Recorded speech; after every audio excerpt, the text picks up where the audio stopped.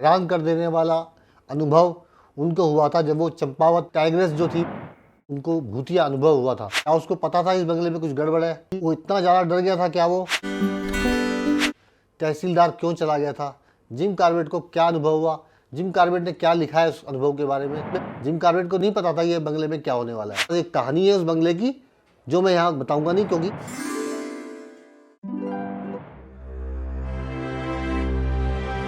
Hello guys, welcome back to the channel. तो guys शुरू करते हैं आज का वीडियो। यकीनन कॉर्बेट के शिकारी जीवन का सबसे रहस्यमयी और हैरान कर देने वाला अनुभव उनको हुआ था जब वो चंपावत टाइग्रेस जो थी मैनीटर, उसकी किलिंग के दौरान चंपावत के बंगले में उनको भूतिया अनुभव हुआ था। वो उनके जीवन के सबसे अजीबोगरीब अनुभव में से एक था। बहुत से जो कॉर्बेट के प्रशंसक हैं, रीडर्स हैं, ऑडियंस हैं, वो इस अनुभव को कॉर्बेट का भूत का अनुभव के रूप में जानते हैं। ये हैरान कर देने वाला अनुभव जिम कॉर्बेट को चंपावत के डाक बंगले में हुआ था, जिसका कोई एक्सप्लेनेशन नहीं है। तहसीलदार क्यों चला गया? क्या उसको पता था इस बंगले में कुछ गड़बड़ है? वो इतना ज़्यादा डर गया था क्या वो कि उसने उस बंगले में ठहरने के बजाय उस मैनीटर के खूंखार मैनीटर के इलाके में, जिसमें लोग दिन में भी 8-10 लोगों की पार्टी में तब चलते थे लोग, उस इलाके में उसने करीब 4-5 मील अंधेरी रात में जाना पसंद किया। यानी अंधेरा हो गया था उस वक्त, और उसके पास सिर्फ एक आदमी उसके साथ था और एक लालटेन थी टूटी हुई सी, जिसकी लाइट जो थी मुश्किल से इतने दायरे में थी। उस बंगले में रुकने के बजाय उस रास्ते पे जाना पसंद किया खूंखार मैनीटर टाइग्रेस के, जहाँ पे सक्रिय थी यानी एक्टिव थी। खुद जिम कॉर्बेट कहीं पे लिखते हैं कि हालांकि मैं दावा नहीं करता, मैं अंधविश्वासी नहीं हूँ, लेकिन मेरे को जो चंपावत बंगले में अनुभव हुआ और जो मैंने एक बार जंगल में ठग मैनीटर के किलिंग के दौरान ठग मैनीटर को जो मैं मारने गया हुआ था, तो उसको मारने से 2 दिन पहले मचान पर जब मैं बैठा हुआ था तो जो चीख की आवाज़ सुनी थी सुनसान ठग गाँव में, इन 2-3 घटनाओं का मेरे पास कोई एक्सप्लेनेशन नहीं है। ये जिम कॉर्बेट ने अपने शब्दों में कहीं पे लिखा है, मुझे याद नहीं आ रहा है। तो अपनी क्लासिक पुस्तक जो मैनीटर्स ऑफ कुमाऊं है, उसकी जो सबसे पहली किलिंग है, यानी जो सबसे पहला चैप्टर ही है चंपावत टाइगर। पहली कहानी है चंपावत मैनीटर। पहले मैनीटर को जो जिम कॉर्बेट ने मारा था वो चंपावत वाला मैनीटर टाइग्रेस थी। वो एक मानव इतिहास में अभी तक जो रिकॉर्ड है, जो मानव इतिहास में दर्ज है, वो चंपावत वाली मैनीटर टाइग्रेस है, जिसने 400 से ज़्यादा लोगों को मारा था, किल किया था, खाया था, जिसमें 200 से करीब नेपाल में और 200 के करीब इंडिया में, अपने कुमाऊं के एरिया में, मतलब उत्तराखंड में उसने किल किए थे। यानी कुल मिला के 400 से ज़्यादा इंसानों को उस टाइग्रेस ने खा लिया था या मार दिया था। नेपाल में वो एक्टिव थी पहले, बाद में वहाँ के गोरखाज ने उसको खदेड़ दिया भारत के इलाके में, और फिर यहाँ आके भी उसने 200 के करीब लोगों को किल किया। उसी पहली कहानी में चंपावत मैनीटर टाइग्रेस के पीछे जब जिम कॉर्बेट थे और उन्होंने उसको मारने से 2 दिन पहले चंपावत के बंगले में एक रात बिताई थी। रात तो उन्होंने बाद में बिताई उसके बाद भी, लेकिन 2 दिन पहले जो रात बिताई थी उस बंगले में उनको एक रहस्यमय अनुभव हुआ था। रहस्यमय एक्सपीरियंस, भूतिया अनुभव भी उसे कह सकते हैं आप। वीडियो में आगे हम इसके बारे में इसका विश्लेषण करेंगे कि क्या हुआ था आखिर उस रात, तहसीलदार क्यों चला गया था, जिम कॉर्बेट को क्या अनुभव हुआ, जिम कॉर्बेट ने क्या लिखा है उस अनुभव के बारे में। तो इस घटना के बारे में जिम कॉर्बेट लिखते हैं, उस दिन उनको एक खबर मिली थी कि कुछ मील दूर पे टाइगर ने एक गाय को मार दिया है, बछड़े को मार दिया है। तो जिम कॉर्बेट कई मील चल के वहाँ तक गए उस घटना की जांच करने। जब वो वहाँ पहुँचे तो उन्होंने ये पाया कि वो एक्चुअली में टाइगर नहीं था, वो किसी तेंदुए ने किसी बछड़े को मार दिया था, उसको थोड़ा बहुत खा भी लिया था। तेंदुए से जिम कॉर्बेट का कोई लेना देना था नहीं, क्योंकि वो तो टाइगर के पीछे थे, वो भी मैनीटर टाइग्रेस जो चंपावत में एक्टिव थी, तो इसलिए वो वहाँ से वापस लौट आए। तो उस दिन उनको बहुत चलना पड़ा था, जाना और फिर आना। तो जब वो वापस आए तो उन्होंने पाया कि तहसीलदार वापस आ चुका है। तहसीलदार वहाँ की एक बड़ी पोस्ट होती है, जैसे कि आप जानते भी हैं, एडमिनिस्ट्रेशन में।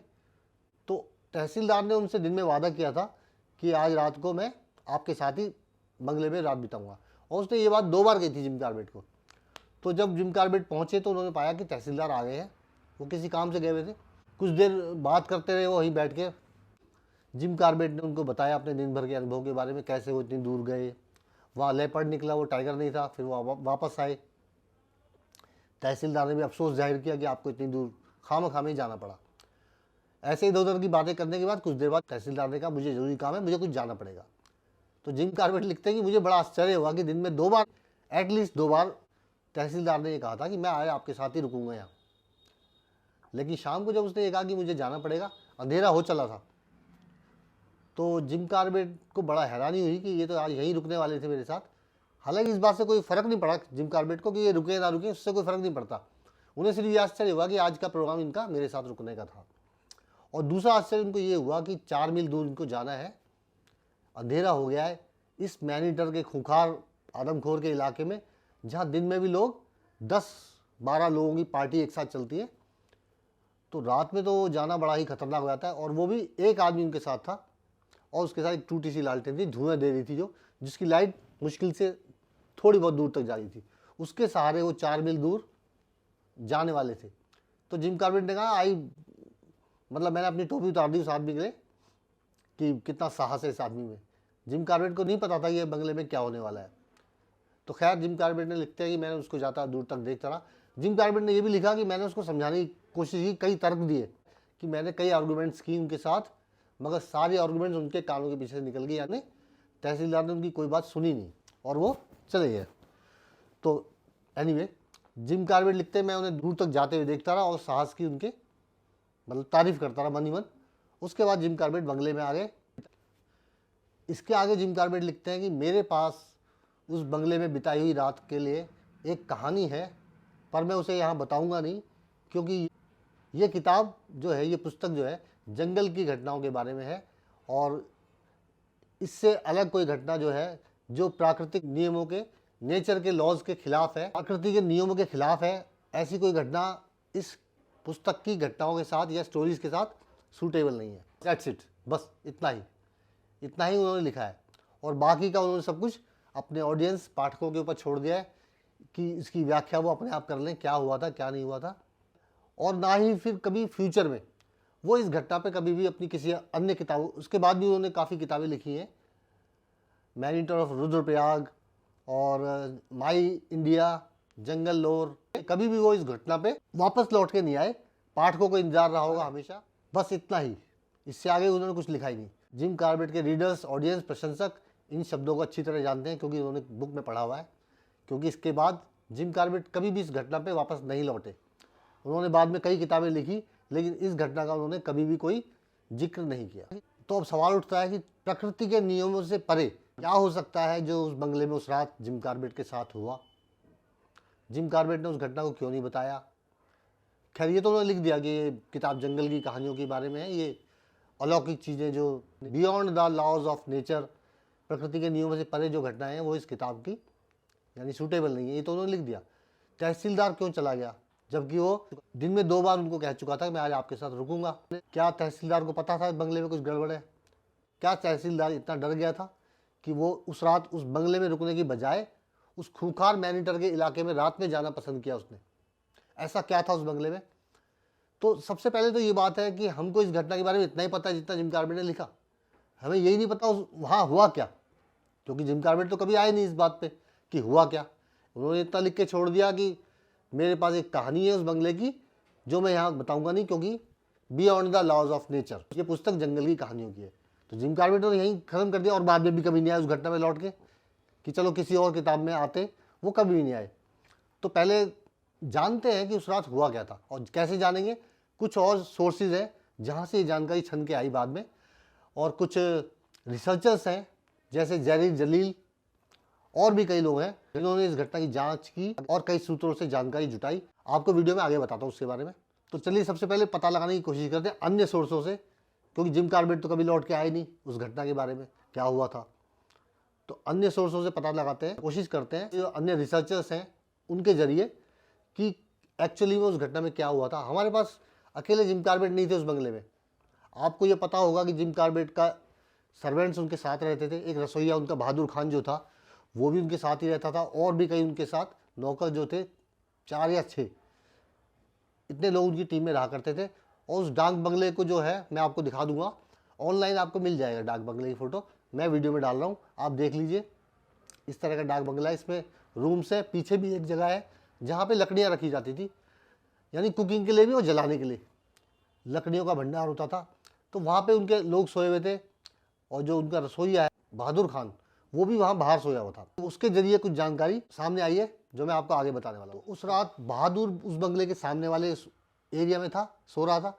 जिम कार्बेट जो आगे कमरा था उसमें सो रहे थे, और उसके पीछे वाले जो कमरा था उसमें जहाँ लकड़ियाँ रखी रहती है, ईंधन रखा रहता है, जलाने वाला लकड़ियाँ वगैरह, या फिर जलाने की भी और वो कुकिंग के लिए भी, उसमें बाकी सर्वेंट सो रहे थे। तो बहादुर खान ने रे की मदर को और जिम कार्बेट की जो सिस्टर थी मैगी, या तो उनको या उनमें से किसी एक को बताया, या तो मैगी को बताया या रे की माँ को, कि तहसीलदार को पता होगा कि बंगले में कुछ गड़बड़ है, और इसीलिए वो उस बंगले में नहीं रुका और वो चला गया छोड़ के। उस रात उसने शोर शराबा सुना। जिम कार्बेट अपने कमरे में सो रहे थे, तो उसने जिम कार्बेट के कमरे से बहुत आवाज़ें, हो हल्ला सुनाए, यानी शोर शराबा सुना। और कुछ देर बाद दरवाज़ा खोल के जिम कार्बेट बाहर निकल आए। जब वो बहादुर खान के पास पहुँचे तो उसने देखा कि जिम कार्बेट के शरीर पे कपड़े नहीं थे, यानी ऊपर पूरे वो कुछ भी नहीं पहना हुआ था, और वो पसीने से लथपथ थे। उनके पूरे शरीर पसीने की बूंदों से भरा हुआ था, उनके बाल पूरी तरह गीले थे, बदहवास से थे, सांस जो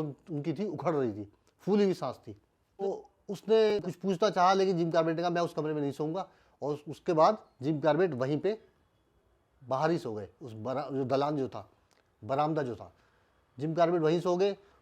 आवाज़ें सुन के जो पीछे के कमरे में उनके नौकर वगैरह थे, सर्वेंट्स थे जो सोए हुए थे, वो लोग भी सुन के बाहर आ गए, क्या हुआ क्या हुआ। लेकिन जिम कार्बेट बातें बहुत कम किया करते थे, तो वो वहीं सो गए। उन्होंने कहा मैं उस कमरे में नहीं सोऊंगा। बदहवास थे, सांसें फूली हुई थी, पसीने की बूंद पूरे शरीर पे थी, बाल पूरी तरह से पसीने से गीले थे, और सांस उखड़ी हुई थी। ये जिम कार्बेट का, यानी बहादुर खान ने देखा, और बाकी सर्वेंट्स ने भी देखा, और उन्होंने ये बात मैगी को बताई। मैगी जो उनकी सिस्टर थी जिम कार्बेट की। आपको पता होगा या नहीं पता होगा तो मैं बता देता हूँ। जिम कार्बेट आजीवन अविवाहित रहे। उनकी सिस्टर जो मैगी थी वो भी पूरी ज़िंदगी कुंवारी रही, और दोनों भाई बहन वहीं रहते थे, काला डूंगी में, नैनीताल के पास। मैगी जो है जिम कार्बेट का बहुत ध्यान रखती थी। जब जिम कार्बेट की एज हो गई थी तो उन्होंने उनको रोका भी था मैनीटर के पीछे जाने के लिए, यानी उनकी बहुत केयर करती थी। बीमार जब जिम कार्बेट हुए तब भी मैगी ने उनका बहुत ध्यान रखा, यानी मैगी को उनके, और लेटर्स में भी जिम कार्बेट जब भी किसी अभियान पे होते थे तो मैगी को लेटर्स के जरिए पूरी जानकारी देते थे, आज क्या हुआ आज क्या हुआ। तो मैगी के लेटर्स पढ़ना भी बड़ा दिलचस्प रहेगा। अगर जिम कार्बेट के बारे में रिसर्च करनी है किसी को, तो वो लेटर्स की भी जांच करेंगे तो बहुत ज़्यादा जानकारियाँ सामने आएंगी। तो खैर ये घटना हुई। बहादुर खान क्योंकि मुस्लिम था, उसने भी इस घटना को ज़्यादा तूल नहीं दिया, क्योंकि इस्लाम धर्म में इस चीज़ों का कम माना जाता है। लेकिन उन लोगों ने, सबने सर्वेंट से मिलकर वहाँ पे एक आग जला दी, जहाँ जिम कार्बेट सोए थे बाहर ही एक आग बड़ी सी जला दी, ताकि बुरी आत्माएं दूर रहे वहाँ से। इसके बाद अगली रात भी जिम कार्बेट ने उसी बंगले में बिताई, यानी बरामदे में सोए, वो वही आग जलाई हुई थी। मैनीटर जो टाइग्रेस थी चंपावत की, उसको अगले दिन उन्होंने मार दिया था। एक दिन और उस बंगले में रात बिताई, बरामदे में सोए। उसके अगले दिन उन्होंने उसको, मैनीटर जो टाइग्रेस थी चंपावत वाली, उसको मार दिया था। तो उसके बाद भी वो एक दिन और सोए, लेकिन बरामदे में सोए। तो ये कुल मिला के ये घटना है जो जिम कार्बेट के साथ हुई थी। इस घटना के बारे में अब बात करेंगे अभी, और कि ये एक्चुअली में क्या था, कोई बुरी आत्मा थी, कोई भूत चुड़ैल, इस तरह का प्रकरण था, क्या था, तहसीलदार क्यों नहीं रुका, उसको जानकारी थी क्या कि इस बंगले में कुछ ऐसी बातें हैं। जिम कार्बेट ने भी अगर अपने जीवन काल में उस समय ही उस गांव के आसपास और लोगों से बात की होती तो जरूर उस बंगले की कहानी के बारे में पता चल जाता। लेकिन जिम कार्बेट मैनीटर को मारने के बाद हर जगह से वो एकदम तुरंत निकल जाते थे, यानी टाइग्रेस या टाइगर को स्किन करने के बाद, उसकी जो स्किन को निकालने के बाद वो वहाँ से रुकते नहीं थे, चले जाते थे। तो ये घटना थी। इस घटना के बारे में और बात करने से पहले एक घटना और है। इस घटना का जिक्र जिम कार्बेट के जितनी भी जीवनी लिखने वाले हैं, जिन्होंने भी जिम कार्बेट की बायोग्राफी लिखी है, जिन जिन राइटर्स ने, सब ने इस घटना का भी जिक्र किया है। पहले आपको ये घटना और बता देता हूँ। जिस दौरान British government second world war में बिजी थी, उस दौरान जिम कार्बेट भी वॉर ड्यूटी पे थे। वॉर ड्यूटी के दौरान जिम कार्बेट एक अन्य सरकारी अधिकारी के साथ एक बार एक महल में रुके, उनके घर में रुके, एक राजा के घर में वो रुके, और उनको कहा गया कि एक विशेष कमरे के बारे में कि इस कमरे को आप नहीं छोड़ना, ना खोलना इसको, और बाकी आप कहीं भी रुक जाएं। तो जिम कार्बेट ने जिद करके उसी कमरे को खुलवाया, कहा मैं इसमें रुकूंगा। उस कमरे के बगल में साथ में दूसरा कमरा था, लेकिन बीच में कनेक्टिंग थी, यानी जिस रूम में जिम कार्बेट रुके थे और दूसरा जो अधिकारी था जो उनके साथ ड्यूटी पे था, वो साथ वाले रूम में था, लेकिन दोनों रूम आपस में जुड़े हुए थे, यानी बीच में एक डोर था। तो रात को और कुछ देर बाद ही जिम कार्बेट दरवाजा खोल के उनके कमरे में आ गए और उन्होंने कहा मैं यहीं सोऊंगा। उस अधिकारी ने भी उनसे ज़्यादा कुछ पूछा नहीं। उसके बाद जिम कार्बेट पसीने में तर थे, जिम कार्बेट वही हालत थी, फिर वो सो गए। तो फिर रात भर जिम कार्बेट वहीं अपने साथी के साथ उस रूम में अपने साथी के साथ जिम कार्बेट सो गए।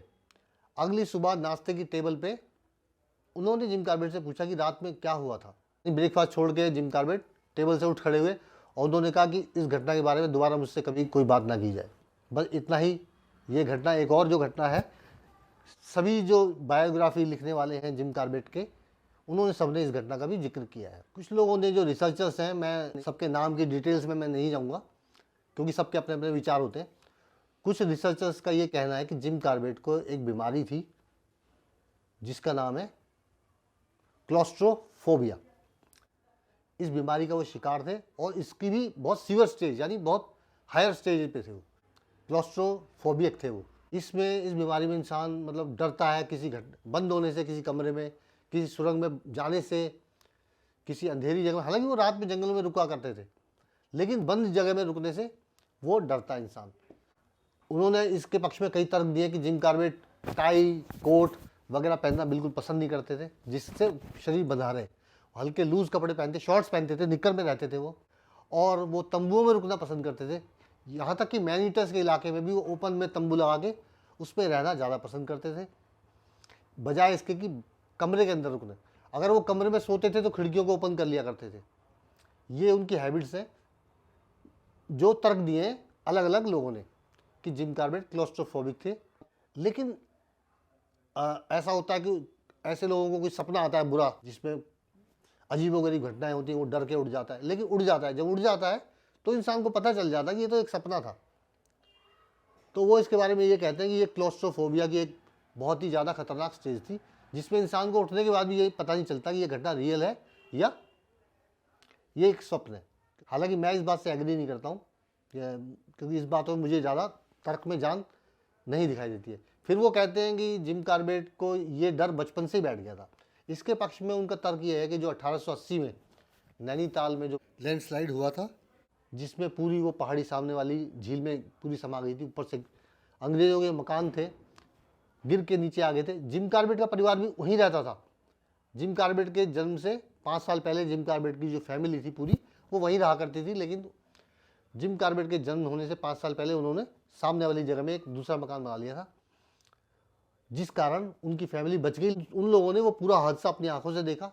जिम कार्बेट ने भी बचपन में ही वो हादसा देखा, क्योंकि कई दिन तक वो लैंडस्लाइड ऊपर से होता रहा, भयानक गर्जना होती रही, पहाड़ गिरते रहे, लोगों के घर फिसल के लोग नीचे आ गए, लोग नीचे दब गए मलबे में।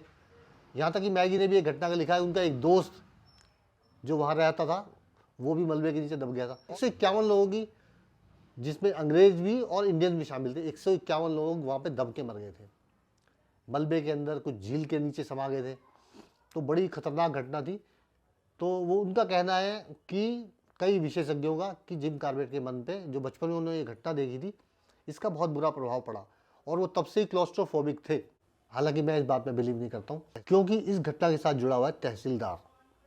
अगर ये बात खाली जिम कार्बेट के अकेले के साथ होती, वो तो क्लॉस्ट्रोफोबिक थे, पर तहसीलदार जो डर के वहाँ से चला गया, वादा करने के बावजूद कि वो वहीं रुकेगा, इसके बावजूद वहाँ से चला गया, इसका मतलब ये निकलता है कि वहाँ पे ज़रूर कुछ गड़बड़ थी उस बंगले में। कोई साया, कोई बुरी आत्मा, या जिसको आप भूत प्रेत चुड़ैल जो भी नाम दें, कुछ ना कुछ वहाँ पे ज़रूर था। क्योंकि जिम कार्बेट भी अगर बुरा सपना देखते तो जब इंसान जगता है तो उसे समझ में आता है ये सपना था और ये हकीकत है। इसमें एक बात और भी है कि जिम कार्बेट का ये पहला मैन ईटर था। टाइगर, लेपर्ड तो उन्होंने मारे थे, लेकिन मैन ईटर ये पहला था। और जब जिम कार्बेट चंपावत पहुँचे थे, वहाँ की कंडीशन थी गाँव की बहुत ही गंदी थी, यानी उनको नाक पे हाथ रखना पड़ गया था, चारों तरफ गंदगी फैली हुई थी। यानी इतना टेरर था कि लोग अपने घर के आसपास ही शौचालय यानी शौच करते थे, जो अपना नेचुरल कॉल होती है उसको वहीं घर के पास ही किया करते थे। बाहर जाने की हिम्मत किसी में नहीं थी। तो पूरा गांव बहुत ज़्यादा, यानी बहुत ही अनहाइजीनिक कंडीशन में वो गांव था जब जिम कार्बेट वहाँ पहुँचे। तो जिम कार्बेट ने तो वहाँ रुकना, उन्होंने एक रूम दिया था जिम कार्बेट को, गाँव के प्रधान ने एक रूम दिया रुकने के लिए, लेकिन जिम कार्बेट ने वहाँ रुकना पसंद नहीं किया और अपने जो सर्वेंट्स थे उनको वो रूम में ठहरा दिया और खुद बाहर जाके गांव से एक पेड़ के किनारे सो गए थे मैनीटर के इलाके में। तो जिम कॉर्बेट लिखते हैं अपनी किताब में कि जब मैं सो गया था, पहले तो मुझे बहुत देर तक नींद नहीं आई, फिर नींद आई तो मुझे 50 टाइगर्स अपनी तरफ बढ़ते नजर आए नींद में। यानी ये बात उन्हें याद है कि नींद में मुझे 50 टाइगर अपनी तरफ बढ़ते हुए नजर आए। ये आतंक होता है मैनीटर के इलाके में, खुले में आसमान के नीचे, जहाँ कोई भी सेफ्टी ना हो, पेड़ के किनारे सोने में ये खतरा होता है, ये अंदर तक असर करता है। तो जिम कॉर्बेट पे भी ये असर हुआ। उन्होंने 50 टाइगर अपनी तरफ बढ़ते हुए देखे, खुद जिम कॉर्बेट ने स्वीकार किया ये, लेकिन उनको याद रहा कि ये सपना है, ये हकीकत नहीं है। तो फिर उनको वहाँ पे ये क्यों नहीं याद रहा कि ये सपना था, ये हकीकत है? इसलिए मैं इस बात से सहमत नहीं करता कि ये कोई क्लोस्ट्रोफोबिया वाली बात थी। अगर वो इतने ही डरपोक इंसान होते तो वो सुनसान जंगलों में उन्होंने पूरी पूरी रातें बिताई हैं, मैनीटर वाले जंगलों में जहाँ मैनीटर ऑपरेट कर रही है, जहाँ पे इतना खतरा है, उस इलाके में वो रहते थे। न जाने कितने मैनीटर्स के ट्रैक, ब्लड ट्रेल्स के पीछे वो गए हैं, जहाँ पे टाइगर किल लेके आगे गया है और वो पीछे से ट्रैक करते हुए जा रहे हैं। तो इससे बड़ा खतरा क्या होगा? वो सब जिम कॉर्बेट ने बड़ी इजीली कर लिया है, और एक दो बार नहीं, लगभग हर मैनीटर के पीछे ही वो इस तरह से ट्रैक करते हुए गए हैं। तो इन बातों से सहमत होना मेरे लिए तो बहुत मुश्किल है। आपके क्या विचार है कमेंट में ज़रूर बताइएगा। तो दोस्तों, मेरा तो ये मानना है कि ये कोई क्लोस्ट्रोफोबिक, जैसा कि कई लोग कहते हैं, कई रिसर्चर्स ने लिखा है कि उनको क्लोस्ट्रोफोबिया था और इस वजह से उन्हें ये एहसास हुआ कि कुछ उनके साथ हुआ है। मेरा मन तो इस बात को नहीं मानता है, ना तर्क इस बात की पुष्टि करते हैं। आपके क्या विचार हैं? आप अपने कमेंट्स में अपने विचार जो भी हैं इस बारे में बता सकते हैं। मुझे तो ऐसा लगता है कि क्योंकि तहसीलदार जो था वो वहाँ नहीं रुका, और ज़रूर ही उस गांव के आसपास के लोग भी इस घटना को जानते होंगे। ये लोग, क्योंकि जिम कॉर्बेट उसके साथ ही नैनीताल साइड से आए थे, इनको इस घटना के बारे में कोई जानकारी थी नहीं, और इनको वहाँ के लोगों ने कुछ बताया भी नहीं। क्योंकि अगर बता देते तो ये हो सकता है ये लोग उस जगह छोड़ के चले जाते। उन लोगों को इनकी बहुत ज़रूरत थी, ये लोग वहाँ रुकेंगे तो जिम कॉर्बेट भी रुकेंगे, क्योंकि उनका रसोइया नहीं होगा, नौकर नहीं होंगे, तो वो भी चले जाएंगे। वो लोग बहुत परेशान थे मैनीटर से, उनको टाइग्रेस को मारना था किसी भी तरीके से। तो हो सकता है इसलिए वहाँ के लोगों ने भी जिम कॉर्बेट को, और जिम कॉर्बेट फेमस थे मैनीटर्स को मारने के लिए, तो उन लोगों ने अपने स्वार्थ के वश जिम कॉर्बेट का या उनके जिम कॉर्बेट को या उनकी टीम को इस घटना के बारे में, बंगला बदनाम था ऐसी बातों के लिए, इसकी कोई भी हवा उन्होंने जिम कॉर्बेट को या उसकी टीम को नहीं लगने दी। और तहसीलदार ने भी बहाना ही बनाया, वो वहाँ पे ये कह के नहीं रुके कि भाई यहाँ कुछ गड़बड़ है। उन्होंने कोई काम का बहाना बनाया और वो चले गए, लेकिन उन्होंने ये नहीं कहा कि यहाँ पे कुछ गड़बड़ है। अगर वो ये बात कह देते तो हो सकता है जिम कॉर्बेट या उसकी टीम भी उस जगह को छोड़ के चली जाती, या हो सकता है जिम कॉर्बेट ना भी जाते, लेकिन क्योंकि वो जो गढ़वाली जो थे कुमाऊं के लोग उत्तराखंड के, वो तो इन बातों बिलीव करते हैं, वो लोग वहाँ किसी कीमत पे नहीं रुकते, और फिर मजबूरी में जिम कॉर्बेट को भी जाना पड़ता। तो ये बात हो सकती है, जहाँ तक मेरा मानना है। आपका क्या मानना है इस बारे में, वो आप अपने कमेंट्स में दीजिए। वीडियो अच्छा लगा है तो इसे लाइक और शेयर कीजिए। तो जैसा कि मैं आपको रहस्यमय घटनाओं की ये सीरीज चल रही है हमारी, पिछले कई वीडियोज़ में मैंने ऐसी घटनाओं का जिक्र किया है, जैसे कि वो 6 सेंस, छठी इंद्री जो जिम कॉर्बेट की जिसने मदद की, वो वाला वीडियो। उसके बाद जो ये ठक वाले मैनीटर की किलिंग के दौरान जो जिम कॉर्बेट को जंगल के सुनसान ठक गांव से चीख की आवाज़ आई किसी मरते हुए इंसान की। ऐसी कुछ घटनाएं और भी हो सकती हैं, हम इनकी जांच करेंगे। पहले तो ढूंढेंगे ऐसी घटनाएं, उसके बाद उसके बारे में वीडियो की शक्ल में आपके सामने लेके आएंगे। और फिर जिम कॉर्बेट ने जो किल किए हैं मैनीटर्स, वो बड़ी रोमांचक कहानियाँ हैं। आने वाले वीडियोज़ में उनका जिक्र करेंगे आपसे। चलिए, वीडियो अच्छा लगा तो give it a thumbs up, नए लोग सब्सक्राइब कर लीजिए। मिलते हैं बहुत जल्द नेक्स्ट वीडियो में, तब तक के लिए stay safe, take care, bye bye.